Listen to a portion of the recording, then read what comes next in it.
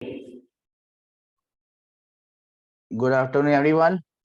Welcome to today's lecture. And in today's lecture, we are going to finish this COM Center of Mass Conservation thing and probably move on to impulse and collision. In the previous class, we had seen some examples of what happens to the center of mass when a projectile blows up in air. Remember, if something is happening because of internal forces, the momentum of the system of particles can only change when the external forces act on it. If something happens because of internal forces, nothing happens to the center of mass. The center of mass will continue its original motion. Do we understand this? Yes, sir. That means if the center of mass is at rest, it will always remain at rest. If the center of mass is moving with whatever velocity, because of internal forces, the center of mass does not change. Okay, I will give you some examples of this. You can note them down.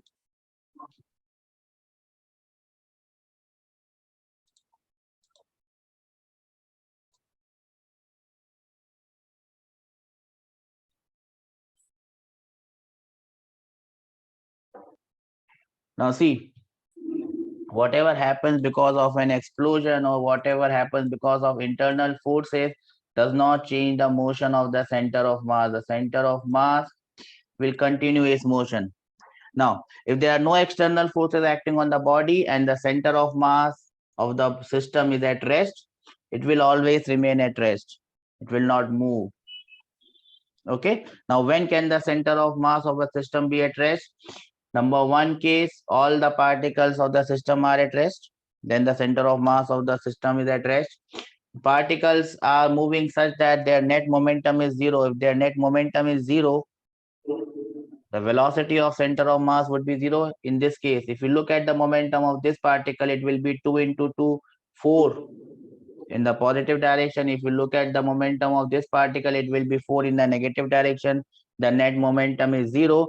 That means the velocity of center of mass is zero. If initially the center of mass is at rest, it will always remain at rest. Do we understand this? Similarly, when a bomb explodes, if the bomb is at rest, if it explodes,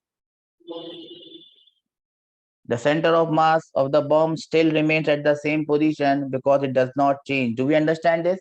Yes, sir. The previous example that we saw, the bomb was exploding mid-air, but that was exploding because of internal forces. That does not change the motion of the center of mass. The center of mass of the bomb still falls at the same position where it was supposed to fall.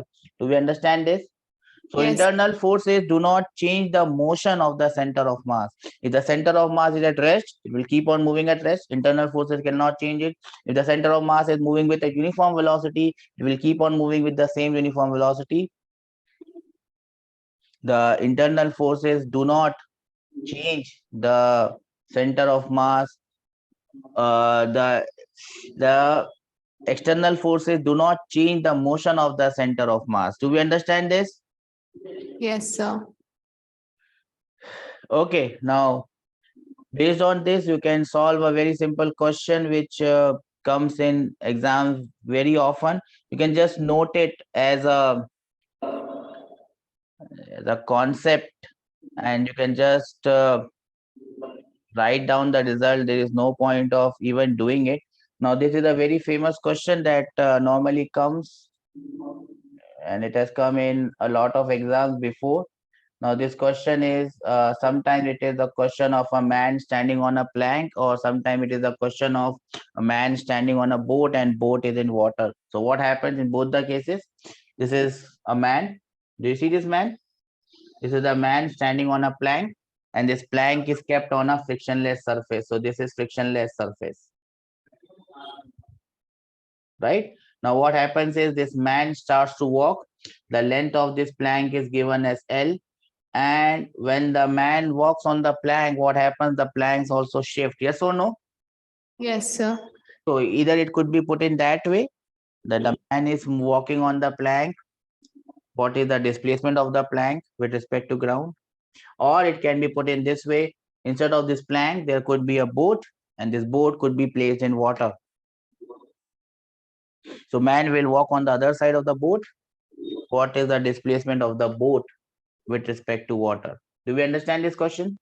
Now Yes, sir. here, initially, as you can see, everything is at rest. So center of mass is at rest. Yes or no? Yes, sir. When the man starts to walk, he walks because of the friction between the man and the plank, or the friction between the man and the boat. That is an internal force that will not change the position of the center of mass. So center of mass still remains at rest and it still remains Yes, at the sir. same position. Do we understand this?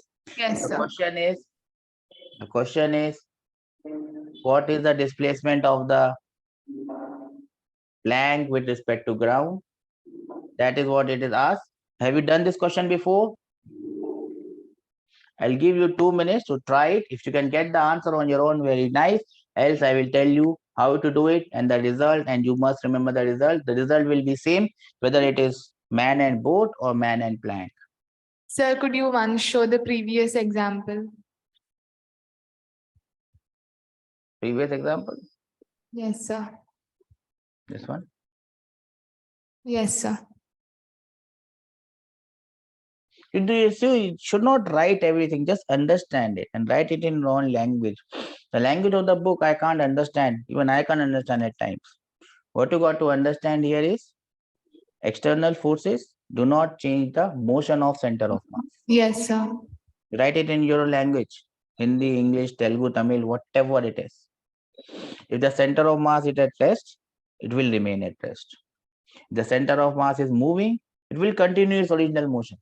In case of a projectile, the center of mass still falls at the same point.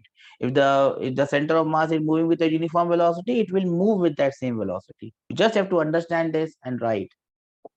This is an example of two balls moving towards each other. The velocity of center of mass is 0. That means the center of mass will remain at the same position. Yes, sir. Okay, chalo. Note it down, and once you are done, try that question. Have you written this? Done, sir. Then you can try that question for 2 minutes. If you don't get the answer, if you get the answer on your own, that's very good. Else we will remember the result. Okay. Now it is done. Same concept, nothing changes. Okay. So try it.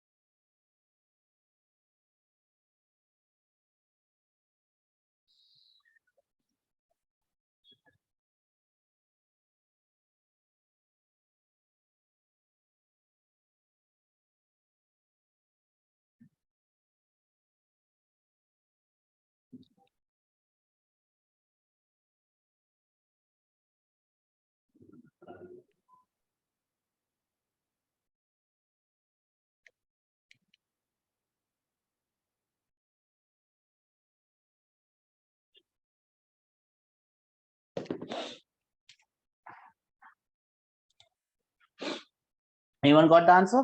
Anyone? What's the answer? Sir, it's small m into. Sir, it's small m into L by small m plus capital M. Yes, that is what you must remember. The displacement of the plank with respect to ground is m into L upon m plus m. Okay, and that this displacement, the plank will move towards right. The second thing that you must remember is what is the displacement of man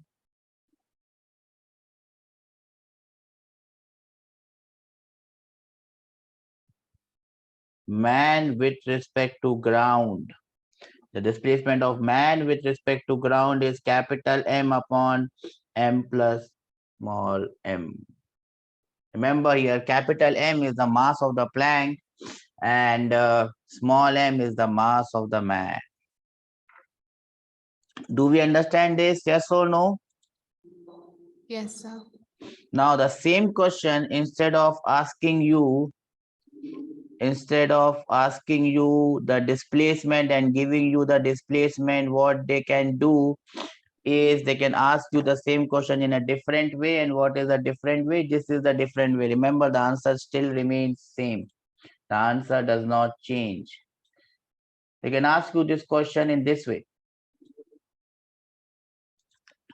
A man of mass small m is standing on a platform of capital M kept on a smooth ice or frictionless surface. If the man starts moving on the platform with a speed v relative to the platform, with what velocity relative to ice does the plank recoil? So if the man starts to walk with a velocity v, what is the velocity of the plank? So this is the same question put in terms of velocities rather than the displacement. Do we understand this? Yes, sir. Yes or no? No, yes. Yes, sir. Same question, same thought process, same everything. The only thing they have changed is instead of giving you the displacement, they have asked you the velocity. This is the diagram. If you want to draw the diagram, I will again give you 1 minute to give me the answer of how you can do this one.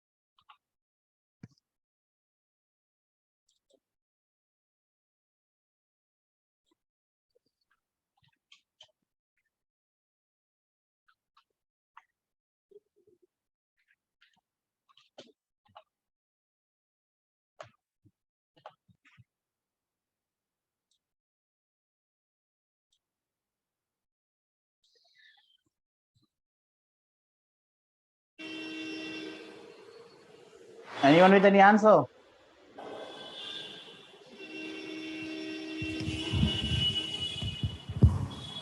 Sir, it's minus mv.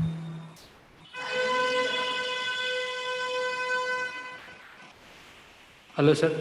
Yes, yes. Tell me. Small m into v by small m plus capital M, sir. Minus. What does this minus sign indicate? Opposite to velocity of man. That's the same answer has come. Previously, the answer was small m into V divided by m plus m. Small m into L divided by m plus m. Here the answer becomes small m into V upon m plus capital M. Do we understand this with a negative sign? You replace V by L and you get the displacement of the Planck with respect to IS. Do we understand this? Yes or no? The same question could be asked in a different way, and that is what I had given you here.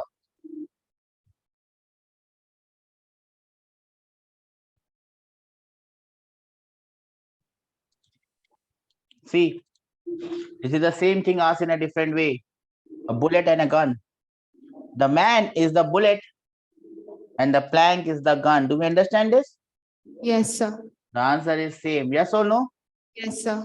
Man becomes a bullet and plank becomes the gun. The same question can be asked in a different way. Instead of walking, he jumps off the plank. Instead of walking, the man jumps off the plank. Same thing. Man becomes the bullet and plank becomes the gun. Answer remains same. Do we understand this or this has gone above our head saying bye bye, I'm going. Don't No, worry sir, about we me. understand. Pakka? Yes, sir. See, that is the way they ask this question.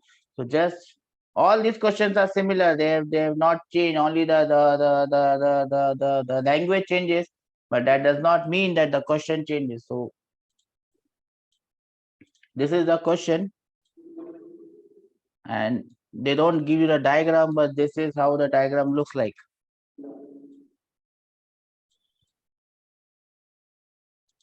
Here. A flat car of mass capital M is at rest on a frictionless floor with a child of mass M standing at its edge. If a child jumps off from the car towards right with an initial velocity of u, remember, everything is given with respect to the car. Then the answer is mv upon capital M plus v. If it is with respect to ground, the answer is mv upon capital M. Do we understand this? Yes, sir. Okay. What is the answer here? What is the velocity of the car after the jump? The answer is still same. mu upon capital M plus small m. Yes, sir. So all these questions are similar. Nothing has changed in this question. The only thing that has changed is the diagram, is the language of the question, and nothing else. Do not get confused. Now this is again one of more famous questions which have come, which can come. So again, try it, understand it, and get the answer straight away. A block of mass 4m is placed on the top of a wedge of length L. Mass of the wedge is 20 m.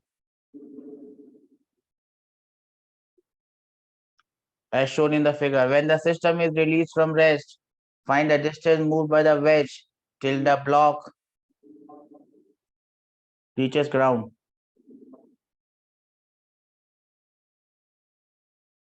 You have 2 minutes to solve this.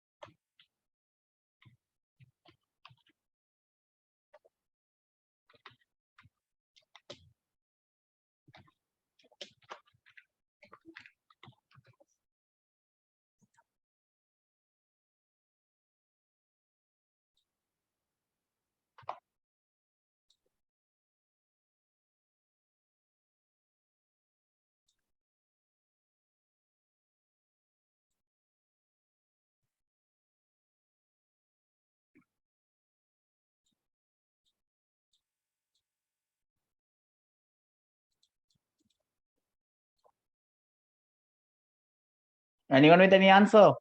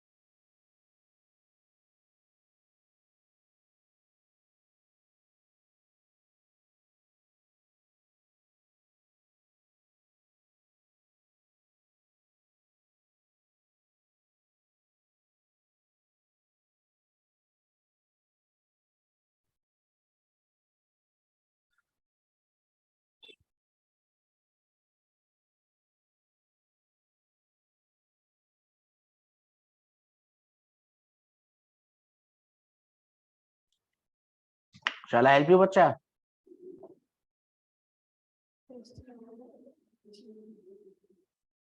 Yes, sir.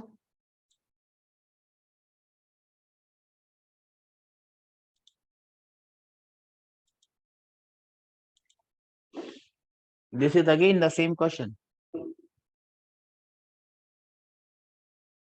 The same question again.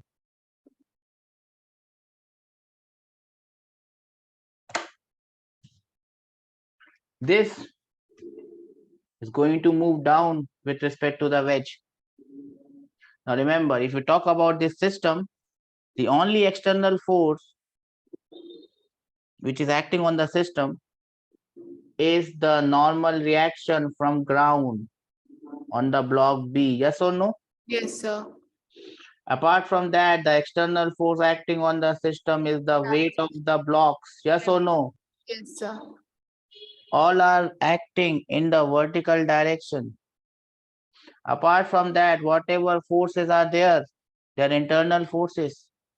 Now, external forces are only acting in the vertical direction. It means momentum will be conserved in the horizontal direction, because on horizontal direction, there is no external force.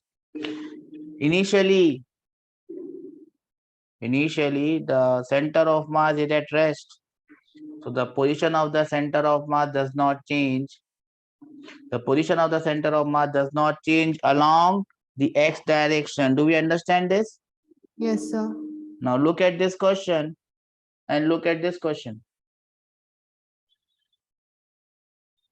They are absolutely similar. In this question also, weight were acting downwards.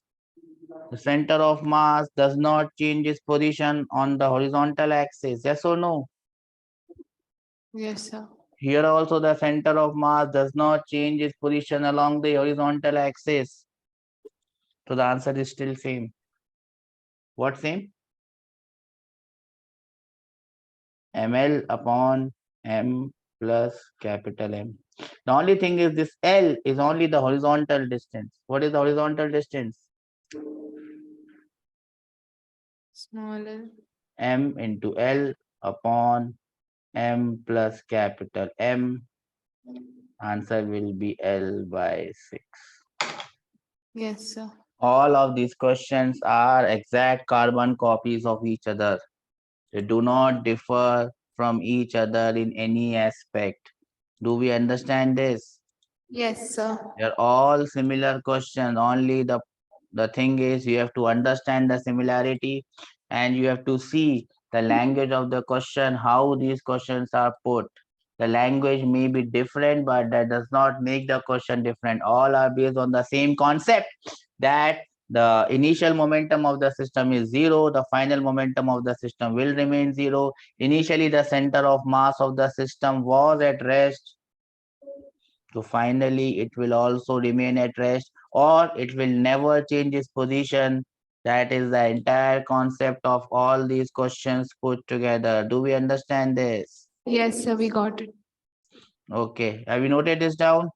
Done, sir. Okay.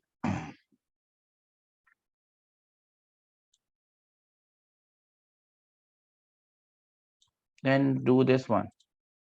And then we will say bye-bye to this topic.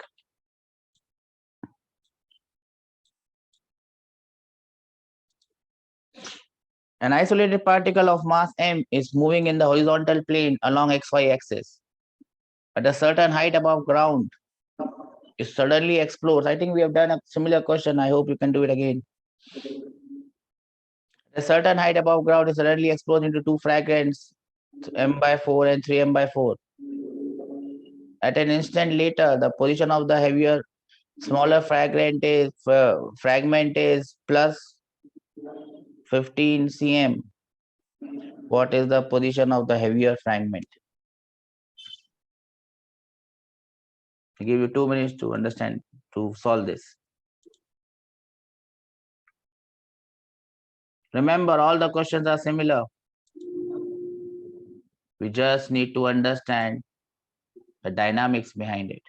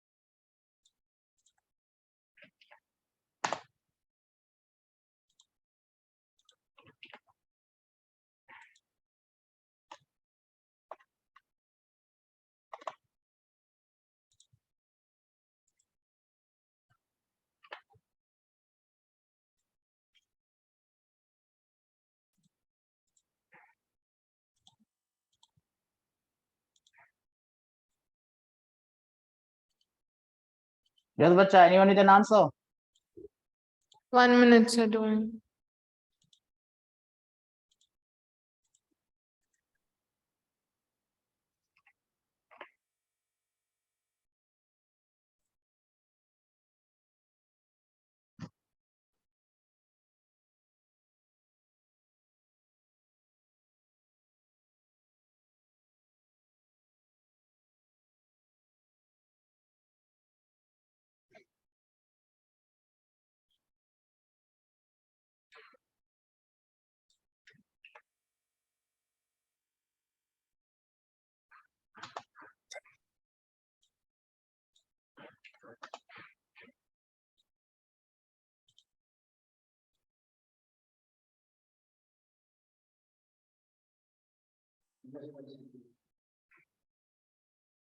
-5 centimeters, sir.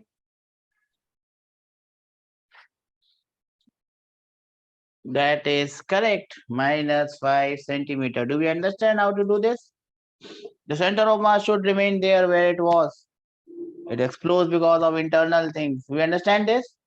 Center of mass will remain there.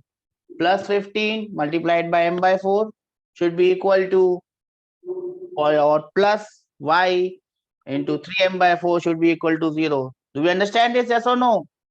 The center of mass should remain there.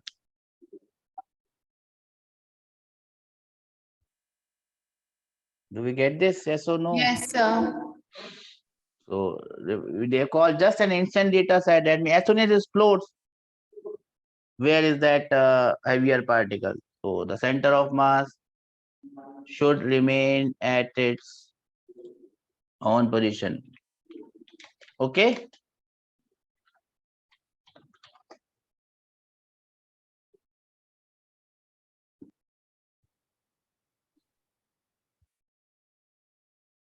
Shall we move ahead? Yes, sir. Everyone is happy, satisfied? Anyone Yes. could do this? No problems, anyone? No, sir. Okay. So that takes us to the next heading, and the next heading is known as impulse. So write the next heading, impulse. What do you mean by impulse? Now we had seen up till now that when there is no force acting on the particle or a system of particles, the center of mass, the acceleration of center of mass is 0 and the velocity of the center of mass remains constant. If the center of mass is at rest, it will remain at rest. If it is moving at uniform velocity or it is moving with under some external force, it will continue its motion unless and until something acts on it. Right? Yes or no? If something acts on it, then the center of mass ki velocity will change, and that is known as an impulse. Okay, sir. Impulse. It is a vector quantity denoted by the letter I, impulse. And what is the impulse of a force? Impulse of a force, I vector, is integral of f dt from t1 to t2. Yes, sir. Or you can say this impulse.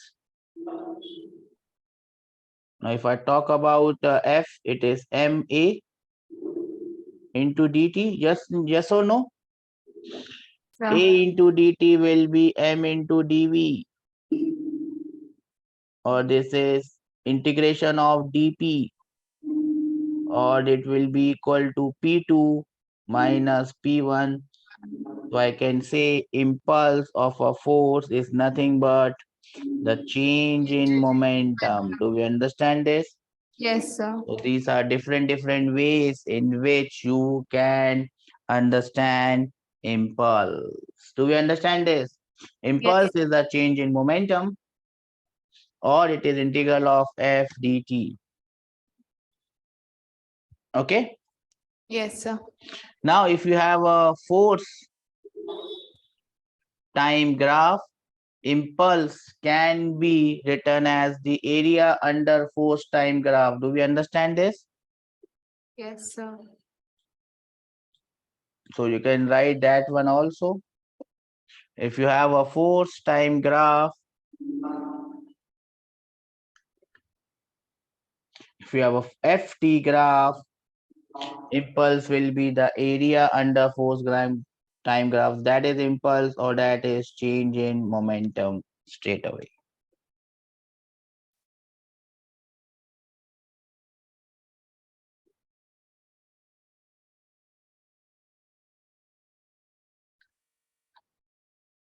Do we understand this? Yes or no? Yes, sir. Done, sir. Okay. This is, we'll do 1 or 2 questions based on this so that this concept gets in our head. This is the first question. The hero of a stunt movie fires 50-gram bullets from a machine gun, each with a speed of 1 kilometer per second. If he fires 20 bullets in 4 seconds, what average force does it exert on the machine gun during this period?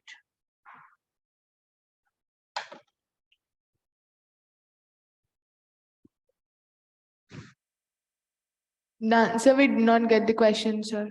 Oh, sorry. Got the question now? Yes, sir. Try it.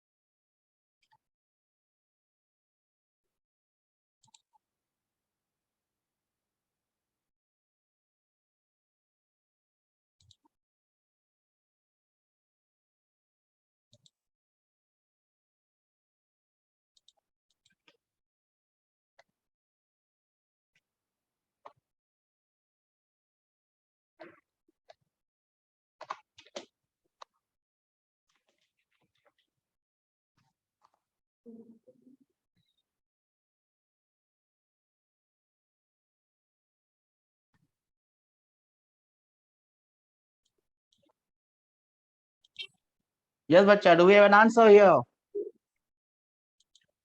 What is our answer? Tell me. Average force. 250 Newton, sir. 250 newtons. We have the answer, and that is correct. So how do you find it out? You multiply the mass with velocity. That will be Yes, the momentum. That is the momentum imparted divided by the time, and you get the force. Yes or no? yes, sir. Okay, you are doing the question on your own. I don't have to do them. That is great. That comes the next question. We are moving very, very swiftly, and that is good. But I hope you are working on your that calculation part that I said yesterday. Are you working on that? Yes or no? Yes, sir. Okay, I thought that since I have scolded you last day, you will not come in the class today. And I see one of the girls missing also. I hope she is okay. Yes, sir. She did not come in the class today, or No, sir. okay. Just keep a track of your friends and your classmates. Find out whether they are doing okay or not. That is how you must be, right? Okay, sir. Okay. Chalo, next one. Do it fast.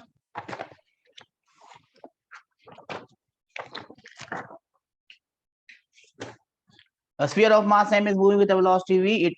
When it hits the wall and rebounds with a velocity this much. Calculate the impulse that it receives.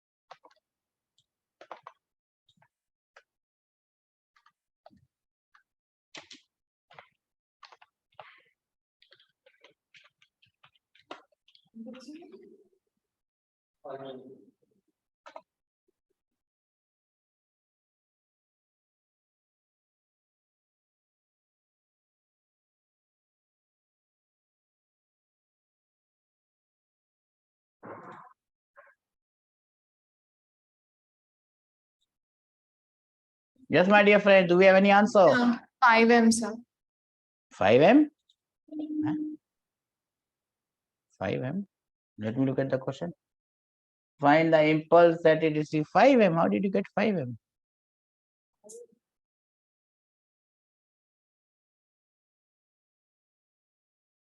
How did you get 5m? Try again. How did you get 5m? I don't understand the meaning of 5m. How do you get the impulse? Huh? Impulse I vector is change in momentum vector. Yes, sir. Final momentum minus initial momentum. Final momentum is m into final velocity I plus 3j minus initial momentum 4i minus j. How did you get 5m from M of here? minus 3I minus 2J, sir. So that is the answer. Okay, so that is what you are calling it as 5m. Okay, okay. Then you just said momentum, the magnitude of impulse is 5m. The answer is this. Okay. Yes. I hope you got this. Yes or no? Yes, sir. Then we move on to the next topic, and the next topic is known as an impulsive force. Now, what is an impulsive force? You must understand that all forces are impulsive. Any force that changes momentum is an impulsive force. Yes or no? Yes, sir. Any force that changes your momentum, that gives an impulse to the body. When I say impulse, we mean change in momentum. So any force that changes the momentum of a body is an impulsive force. But what happens is we use this impulsive force for a very specific type of force, which is a force of very large magnitude, which acts for a very short interval of time. And these forces are basically coming into the picture when things are colliding.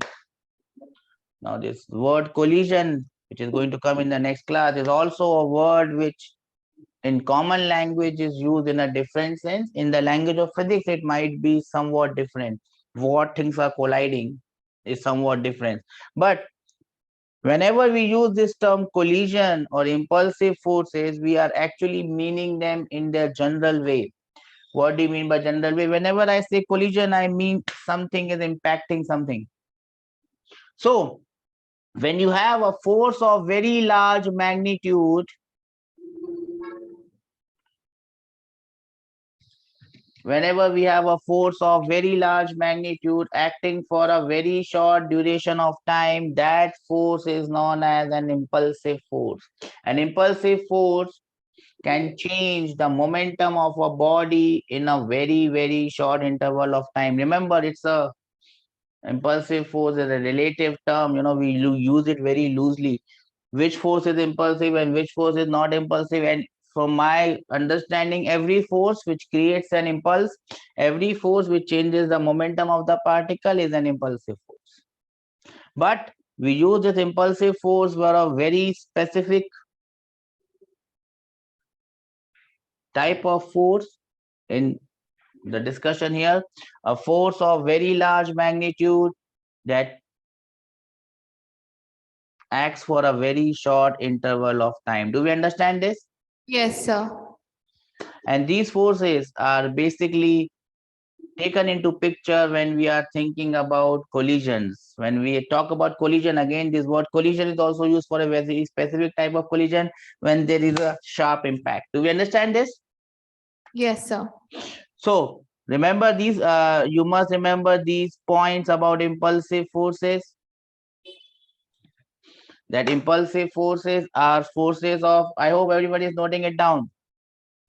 Whenever we talk about impulsive forces, we are talking about colliding forces or collision forces. Again, the term collision is a very loose term. We are going to use it in a very specific way. Important points about these impulsive forces, and you must remember the important points because we might be requiring them for specific cases. So we are going to go into the next heading, which is collisions in the next class. In the next class, when we are going to undergo collisions or see the word collision, during collision, we are going to have a lot of forces acting on a particle. The forces that we have done so far, gravitational force, spring force, normal reaction, friction, all those forces are going to come during this collision. But whenever they come, two forces are always not taken as impulsive forces, gravitational force and spring force. Even though they change the momentum of a particle, even though they are acting on the particle, but in that small interval of time when this thing is going to happen, impact is going to happen, these forces are not going to change the momentum of the particle in a very big way. And therefore, Yes, sir. to neglect these forces, so spring force and gravitational force will not be taken as impulsive force. Normal tension and friction are case dependent impulsive forces. Sometimes they are impulsive, sometimes they are not impulsive. And the third point, a very important point, an impulsive force can only be cancelled by an impulsive force. So if one of the forces is impulsive, gravitation force cannot cancel that impulsive force. It has to be cancelled by an impulsive force only. Yes, Do we sir. understand this? Yes, sir. In different cases, different types of forces may be impulsive. Gravitation and spring are never impulsive. Normal tension and friction sometimes are impulsive, sometimes are not impulsive. If I get time, I will tell you when they are impulsive and not. So we will begin with the next class with the word collision, and probably we'll begin with the impulsive forces and see when they are impulsive and when they are not impulsive. Do we understand this? Yes, sir. Okay, so I'll end this class here. We have taken some very strong steps. Next class is on Monday. We will start with collision, and probably by the end of this next week, I hope that we can cover majority of your rotation chapter as well, so that by the beginning of December, we are somewhere near starting your standard 12 chapter. Okay. Okay, sir. Thank you, sir. So I hope you have understood everything that we have done in the class today. All the Yes, question sir. that we have done actually came from the single concept. So I hope you like this. I have sent you the sheet. Did you get the sheets? No. Which sheet, sir? I've sent you the sheets of center of mass, work, power, energy. Yes, sir. We got it, sir. So please try question from that sheet. If you can do those many questions, you are good enough to do any question. Okay. So do Yes. it. I'll see you in the next class. Take care. Have a nice day. God bless all of Thank you. you, sir.